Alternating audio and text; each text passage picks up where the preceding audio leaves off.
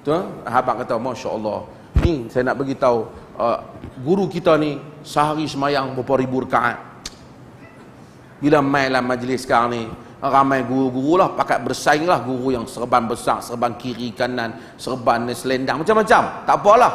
Bila anak murid perkenalkan, dia berzikir sehari berapa ribu kali. Saya terus soalan, hang habang kan anak murid hang, berapa ribu kali yang zikir?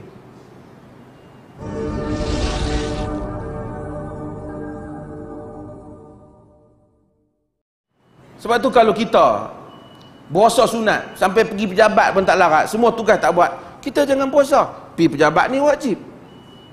Pasal yang ni orang banyak gaji kita. Dan ini kita kena betulkan mindset kita di dalam menilai tugasan-tugasan yang Allah amanahkan segala perkara. Semayang sunat, puasa sunat, semua kita pakai buatlah masing-masing. Ni tanggungjawab kita dengan Allah Ta'ala. Kita tak akan kuat di dunia ni melainkan kita kena ada amalan sunat, zikir kita dan seumpamanya. Tapi tak payah nak habaq. Tu, habaq kata, Masya Allah, ni saya nak bagi tahu, guru kita ni sehari semayang berapa ribu rakaat.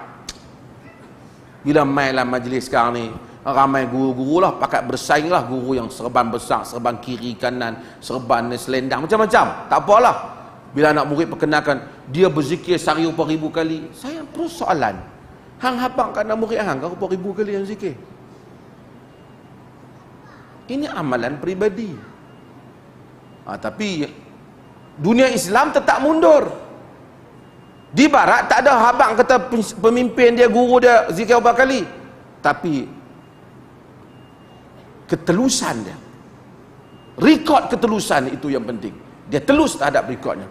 Maka dengan itu maka mereka dapat menyelamatkan kaum mereka. Azan ke?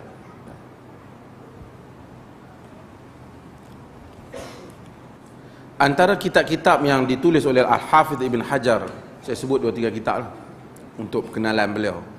Ad-Dural Al-Kaminah fi A'yanil Mi'at Ats-Tsaminah. Siapa yang pernah baca kitab ni, Dural Kaminah ni dihimpunkan nama-nama tokoh-tokoh pada kurun yang ke-8. Termasuk dalam tu ialah Ibn Taimiyah rahimahullah. Yang Ibn Hajar himpunkan sebagai tokoh yang hebat. Yang kata Ibn Hajar pada hari kematian Ibn Taimiyah tu patah kayu pemegang jenazah tu kerana orang begitu ramai. Tidak pernah lagi Damsyik menyaksikan satu jenazah yang lebih ramai daripada itu orang datang untuk solat. Walaupun hidupnya dipenjara oleh pemerintah disebabkan fatwa-fatwanya, tetapi antaranya yang difatwakan akhir hayat dia ialah kena talak 3 jatuh satu. Sama dengan perlihnya pandangan Ibn Taimiyah kena penjara. Tapi akhirnya sekarang ni semua orang pakai fatwa dah. Tapi Ibn Hajar cerita dalam fatwa dalam Durrul Kaminah banyak tokoh. Kitab dia yang terkenal ialah Fathul Bari, Syarh Sahih Al-Bukhari. Fathul Bari syarah Sahih Bukhari. Kita pergi Indonesia ni diterjemah habis lah buku. Yang bab terjemah tak kena jangan tanyalah. Beli buku Indonesia ni kena hati-hati, bukan betul sangat dia terjemah. Tapi tang terjemah ni terjemah. Berbelah jilid syarah Fathul Bari itu dia terjemah. Rajin lah, lagipun mereka ni besar dia punya market dia. Kita ada edar kitab Fiqh Sunnah, hak terjemahan Indonesia. Saya pun silap sikit lah. Kita duk baca Arabnya, jadi kita bagi hak Indonesia tu untuk membolehkan guru-guru takmir yang mana tak boleh baca Arab ni, baca hak Melayu lah, terjemahan Indonesia. Setelah kita dah lama dah, kita tengok-tengok ada beberapa tempat memang tak betul dia terjemah. Dia pakai penin dia ya. Terjemahan tu tak betul, kitab tu betul lah asal. Dia terjemah tu tak betul. Antara kitab yang ditulis oleh Ibn Hajar lagi, Lisanul Mizan. Lisanul Mizan, tadi saya beritahu Ibn Hajar ni dia minat kepada Al-Imam Az-Zahabi, kan? Al-Hafiz Syamsuddin Az-Zahabi. Dia minat kepada Al-Zahabi. Dia ringkaskan kitab Zahabi jadi nama Lisanul Mizan. Kerana Zahabi ni tulis satu kitab Mizanul I'tidal fi Naqlir Rijal. Mizan I'tidal. Zahabi ni terkenal dengan sikap yang sederhana. Biasanya orang dulu bila dikritik rawi ada 2 bahagian. Satu geng bila kritik rawi longgang sangat. Rawi hak tak boleh pakai pun jadi boleh pakai. Satu, kalau dia kritik rawi, kritik sampai tak mau-mau. Sikit punya kesalahan pun dia buang rawi tu. Mari Al-Imam Az-Zahabi, dia i'tidal. Dia bagi yang ni boleh, yang ni sebenarnya boleh, tak boleh kata macam tu, tak boleh. Dia terkenal dengan i'tidal, dia tulis kitab dia Mizanul I'tidal. I'tidal ni maksud sederhana lah, tak melampau. Dan Al-Hafiz Ibn Hajar ringkaskan kitab tu dengan sikit penambahan dia, nama dia Lisanul Mizan, lidah mizan. Ini hebat tokoh-tokoh ni, mereka buat mereka khidmat dari kitab. Antara kitab Ibn Hajar lagi Taqribut Tahzib. Taqribut Tahzib ialah kitab yang Ibn Hajar ringkaskan daripada kitab Tahzibul Kamal. Tahzibul Kamal, Taqribut Tahzib ialah kitab yang mana semua nama para perawi. Bagi kitab Sunan yang 6. Senam 6 tu nama perawi-rawi ni kedudukan, boleh pakai tak boleh pakai, lemah, semua senarai. Al-Hafiz Ibn Hajar buat senarai nama ni ikut abjadiyat, alif, ba, ta, ikut, senang cari nama. Dan kemudian kitab ni sebenarnya dia ringkaskan daripada kitab Al-Hafiz Al-Mizzi. Al-Hafiz Al-Mizzi ni salah seorang lagi kawan Ibn Taymiyah, anak murid Ibn Taymiyah, meninggal tahun 742 Hijrah, kerana dia ada kitab Tahzibul Kamal fi Asma'ir Rijal. Jadi dia ringkas daripada kitab ni. Panjanglah kitab ni pula sebenarnya, ringkas kitab Mizzi tu pun dia ringkas lagi daripada kitab orang Al-Kamal fi Asma'ir Rijal daripada Abdul Ghani Al-Maqdisi.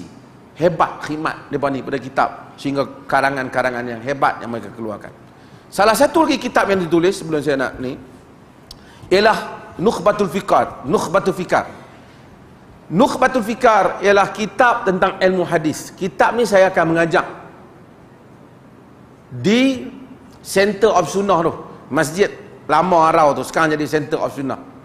Kitab ni kitab Arab, mengajak teks Arab. Hak ni bagi sesiapa yang nak mengaji betul-betul ya. Mengaji jenis bawa buku ni, yang hafal kitab pun suruh bawa buku tak? Macam tuan-tuan ni makam lain lah kan. Kan? Dia apa kita sediakan, kena main mengaji. Yang ni kita tak mau ramai. Kalau ramai pun tak apalah. Kita mau hak mengaji betulnya, kita bagi sijil. Nukhbatul Fikar dan banyak lagi kitab-kitab lain yang merupakan kitab-kitab asas matan yang akan kita ajak di situ. Jadi siapa-siapa yang berminat, dia boleh mula, mungkin insya-Allah kita akan mula pada awal Februari. Kena daftar nama, kena mai. Siang dia mengaji siang, saya tunggu saya mengajar malam. Tapi siang, pagi, tengah pagi akan mula dengan apa? Dengan mengaji bahasa Arab dulu, kan.